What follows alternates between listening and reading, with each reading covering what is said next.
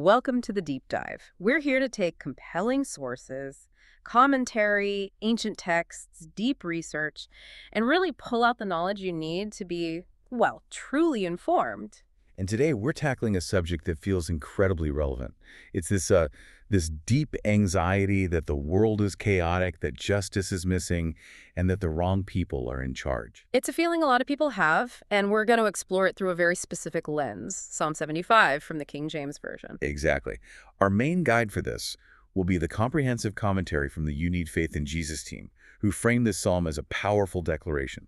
It's about divine judgment, yes, but also about God's sustaining power. Okay, so let's lay out our mission for this discussion. We're not just going to read it. We want to extract the central, maybe even life-altering insights from this short but incredibly dense text. Right. We're going to follow the psalm's journey.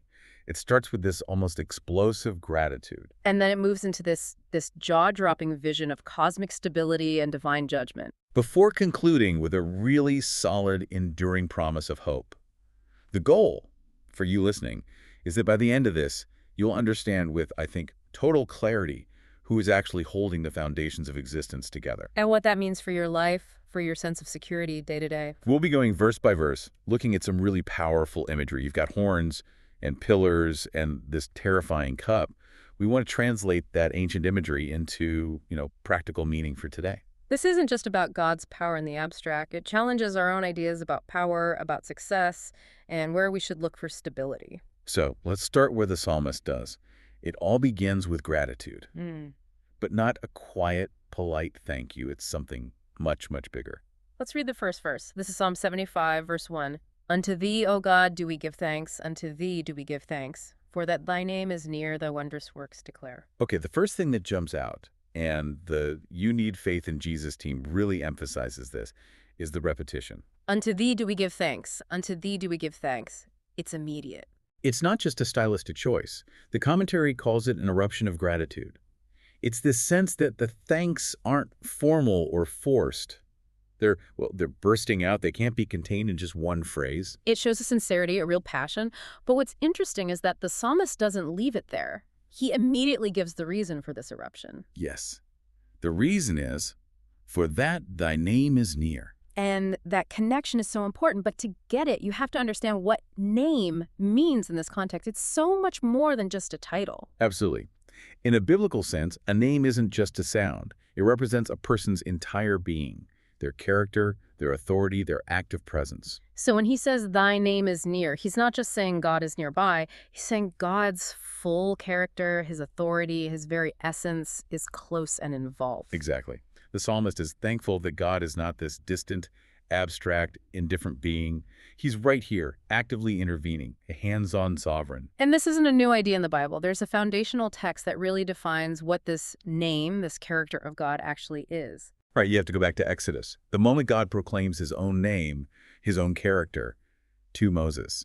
That's in Exodus chapter 34, verse 6. Let's hear it. It's so powerful. And the Lord passed by before him and proclaimed the Lord God, merciful and gracious, long-suffering, and abundant in goodness and truth.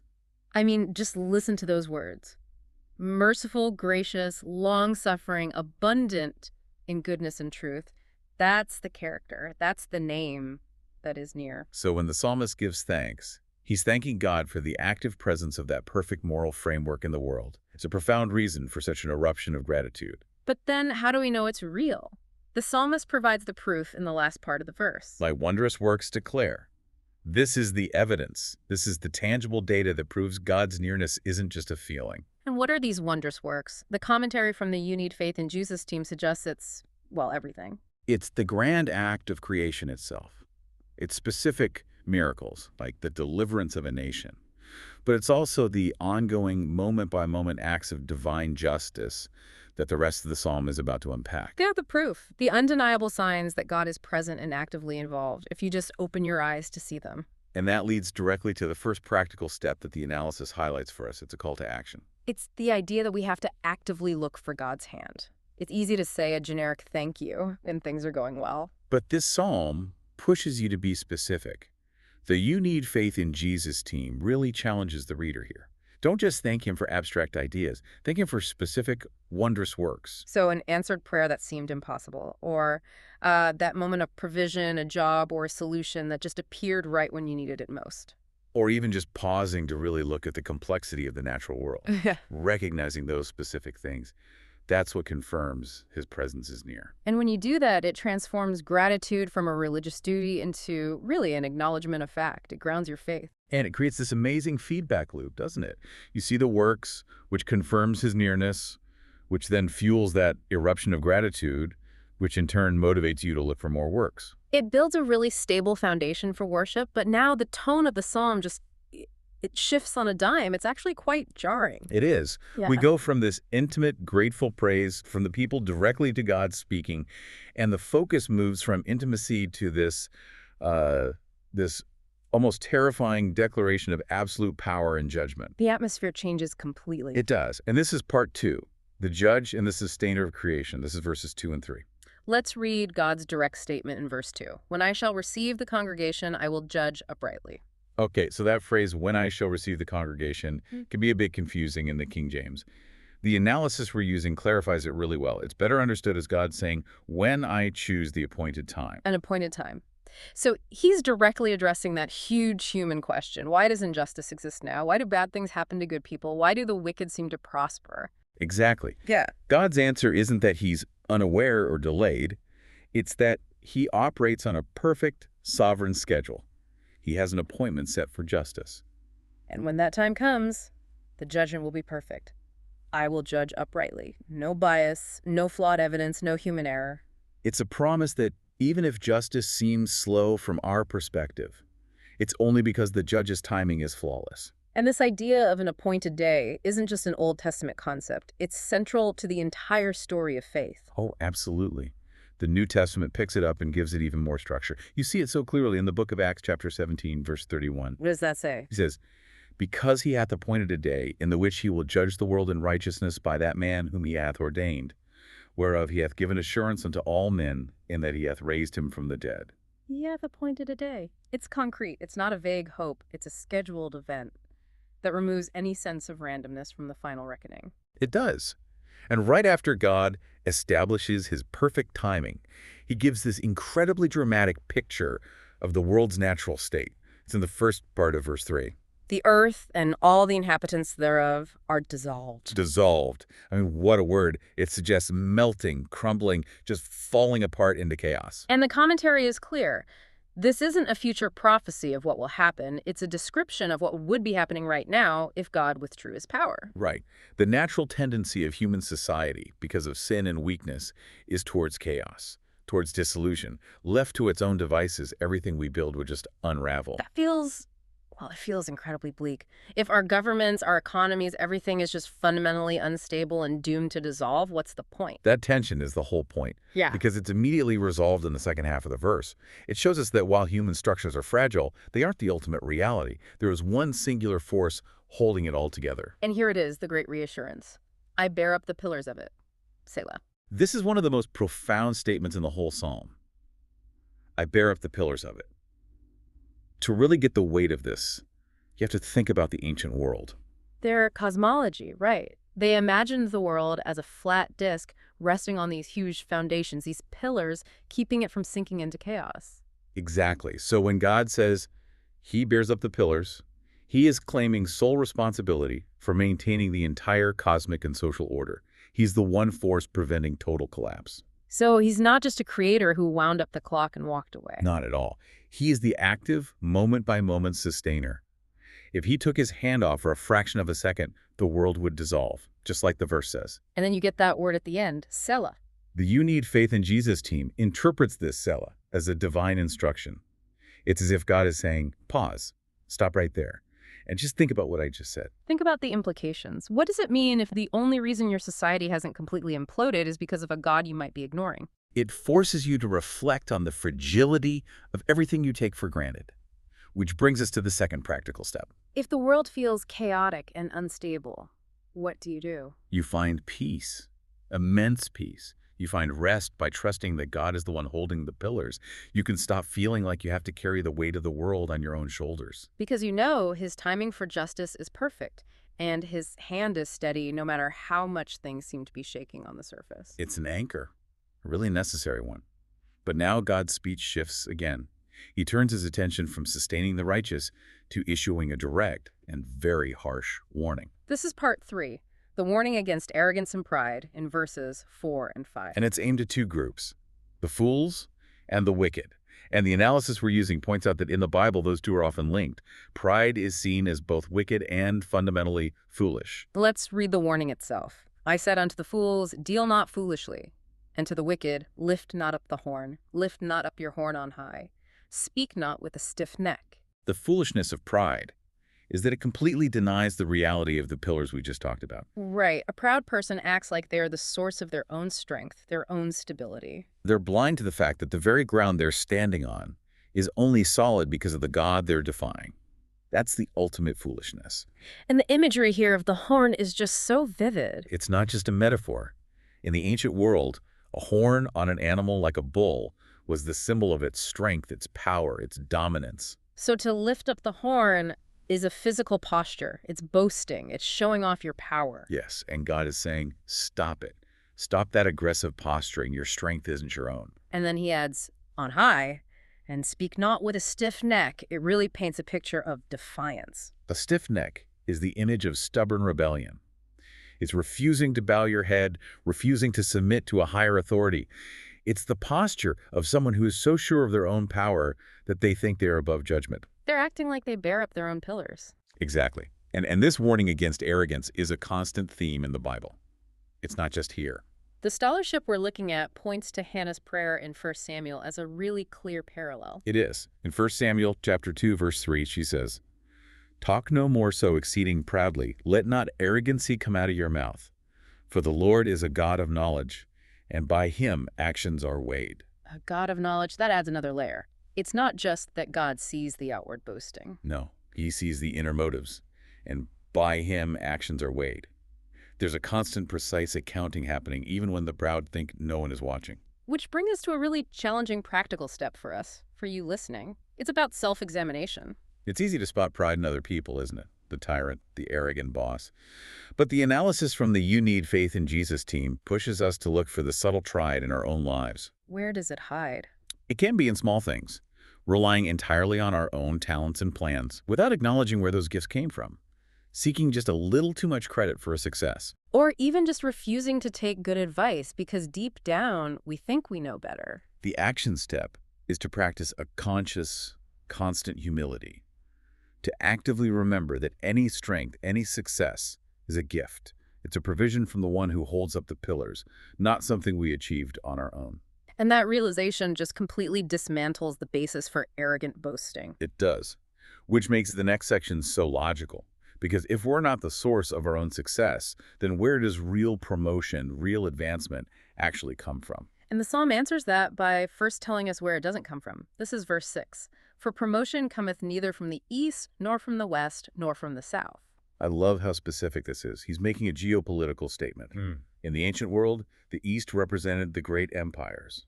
The west was the frontier of opportunity. The south was a hub of wealth and trade. So he's covering all the bases. He's saying that true promotion doesn't come from any human power structure, no matter how influential or wealthy it is. No earthly system gets the final say. All that political maneuvering, all that networking, it's ultimately pointless if you're looking for true, lasting promotion. Because you're looking in the wrong direction. The next verse tells us the right direction. Verse 7, "But God is the judge. He putteth down one and setteth up another." Simple, direct, and absolute. It is the ultimate declaration of sovereignty. God is the one true judge. He alone has the power to humble one person or nation and to exalt another. It forces you to see history, politics, even your own career through a different lens. All these human systems are subject to his will. He's the one moving the pieces on the chessboard. This is a theme that echoes so loudly through the prophetic books, especially when they talk about global empires. You have to bring in Daniel here. Daniel chapter 2, verse 21 is such clear confirmation of this. It really is, it says, "And he changeth the times and the seasons. He removeth kings, and setteth up kings. He giveth wisdom unto the wise, and knowledge to them that know understanding." He removes kings and sets up kings. If you truly believe that, it has to change how you feel about temporary leaders or your own ambition. And that leads us to the fourth practical application, which the You Need Faith in Jesus team describes as profoundly liberating. Liberation from what? Liberation from the pressure to manipulate. If God is the ultimate source of promotion, you are freed from that exhausting, soul-crushing need to constantly scheme and flatter and network just to get ahead. That whole game becomes obsolete. Exactly. The focus shifts. Instead of constantly looking to the east, west, or south, your focus turns upward. The action is to just be faithful where you are. Serve God right where He has placed you. And trust that if He intends for you to have more influence, He will provide it in His time without you having to play the world's power game. Your security is no longer in your job title or your status. It's in your relationship with the one who actually controls promotion. It's a game changer. It is. Okay, so we've seen God's power to sustain and to promote. Now we arrive at the Psalm's most frightening image, the consequence for those who ignore all of this. This is part 5, the terrifying cup of wrath. It's all in verse 8, and the language is designed to be, well, unforgettable. Let's read it carefully. For in the hand of the Lord there is a cup, and the wine is red. It is full of mixture, and He poureth out of the same. But the dregs thereof, all the wicked of the earth, shall wring them out and drink them. Okay, let's break this down. First, the cup. In the Bible, a cup in God's hand is almost always a symbol of His wrath, His unavoidable judgment on sin. And the contents of the cup are described to heighten that sense of dread. The wine is red. Suggesting intensity, maybe even fury. But the key detail is that it is full of mixture. What does that mean? Well, in the ancient world, they would sometimes mix wine with spices or even drugs to make it more potent, more intoxicating, and frankly, more unpleasant. This mixture implies that God's judgment is being deliberately intensified. It's a maximal penalty. And the wicked have to drink it. But not just the wine. They have to drink the dregs. And this is where the judgment becomes absolute. The dregs are that thick, bitter sludge at the very bottom of the cup, the most concentrated, foul part. To wring them out and drink them means... I bet nothing is left. Yeah. Not a single drop. They have to consume every last bitter particle. It signifies a complete, inescapable, and utterly terrible judgment. It's an assurance that no one gets away with it. And this imagery is so powerful, as the analysis from the You Need Faith in Jesus team points out, that it appears again at the very end of the Bible. Yes, in the book of Revelation, to describe the final judgment. It uses this exact same language for those who worship earthly power instead of God. Let's hear that. It's Revelation chapter 14, verse 10. The same shall drink of the wine of the wrath of God, which is poured out without mixture into the cup of His indignation. And he shall be tormented with fire and brimstone in the presence of the holy angels and in the presence of the Lamb. Wow, it's even more intense there. Poured out without mixture. In the psalm, it was mixed to be potent. Here, it's the pure, undiluted wrath of God. It's the highest intensity imaginable. Now, this imagery should cause a holy fear. But for the believer, for the listener who trusts this judge, it actually pivots to our fifth practical application. And that application is overwhelming gratitude, which seems like a strange reaction to such a terrifying image. It does, until you understand the principle of substitution. You see, this cup of wrath, the one with the dregs that we all deserve for our sin, this is the very cup Jesus prayed about in the Garden of Gethsemane. Let this cup pass from me. He wasn't just afraid of the physical pain. He was facing the horror of drinking this cup of God's judgment. Exactly. And on the cross, He drank it. He drank it in our place. He consumed the full penalty, the bitter dregs for us. So we are spared. The believer is spared from that terrifying cup because the judge himself stepped in and took the punishment. And that realization should create not fear, but just immense, overwhelming gratitude. The action step here is to remember where salvation comes from. It's not from being a good person or trying hard. It's by faith in what Christ did. He drank the cup. And that really is the ultimate reason for the eruption of gratitude we saw back in verse 1. It brings it all full circle. Yeah. And this realization of being delivered leads the psalmist to his final resolute response. This is part 6, the vow of praise and ultimate reversal in the final 2 verses 9 and 10. Having seen God's power and His justice, the only logical response left is a life of worship. The psalmist declares it in verse 9, "But I will declare forever, I will sing praises to the God of Jacob." Forever. It's a permanent commitment. And notice the name he uses, the God of Jacob. Why, Jacob? Jacob was the schemer, the deceiver, the one who wrestled with God. Precisely. Using that name is a reminder of God's faithfulness, even when His people are deeply flawed. Our praise is based on His unchanging character, not our own inconsistent goodness. He's the God of the wrestler. And then the psalm ends with this final, satisfying declaration of justice, a complete reversal of everything the proud stand for. Verse 10 is the final word. All the horns of the wicked also will I cut off, but the horns of the righteous shall be exalted. The horn imagery comes back one last time. But here, the arrogant horns are being cut off. It's so final. It is the decisive act. All that power, that pride that influenced the wicked boasted in it will be completely and permanently destroyed. And in contrast, the righteous. Their horns, their strength, their honor will be exalted, lifted up, and not by their own effort, but by God himself. This is the ultimate balancing of the scales. A promise that is echoed elsewhere. Yes, Psalm 148, verse 14 reinforces it beautifully. He also exalteth the horn of his people, the praise of all his saints, even of the children of Israel, a people near unto him. Praise ye the Lord. So this guarantee of a future reversal is really the final challenge that the You Need Faith in Jesus team pulls from this psalm. Yes, because we live in the in-between time, don't we? Yeah. We live between the promise of justice and its final fulfillment. We see wicked people with their horns lifted high, and they often seem to be winning. It can be discouraging. It can be. But this psalm gives us the confidence to know that their success is temporary. God's justice will prevail on his appointed day. So our job now is... Our job now is to live righteously, to trust his perfect timing, and to make our lives a continual song of praise to that faithful God of Jacob. It's a call to patient, peaceful confidence while we wait. That's a powerful way to frame it. Okay, let's just quickly recap the core journey we've taken through Psalm 75. We started with the foundation. God is near, and we know this from his wondrous works, which should cause an eruption of gratitude. Then we saw that he is the sole sustainer of the world, bearing up the pillars that prevent total chaos. He then issues a sharp warning to the proud not to lift their horns, because he, and he alone, is the ultimate judge who controls all promotion. And finally, his justice is absolute, pictured as a terrifying cup of wrath for the wicked, but a cup that believers are spared from because of Christ's substitution. The whole psalm really boils down to this. Yep. Human power is fragile and temporary. Divine sovereignty is absolute and eternal. So if we were to leave you with the two most crucial actions to take away from this, what would they be? First, make your gratitude specific. Don't just be vaguely thankful. Actively look for God's specific, wondrous works in your life every single day. And second, find real peace in his sovereign timing.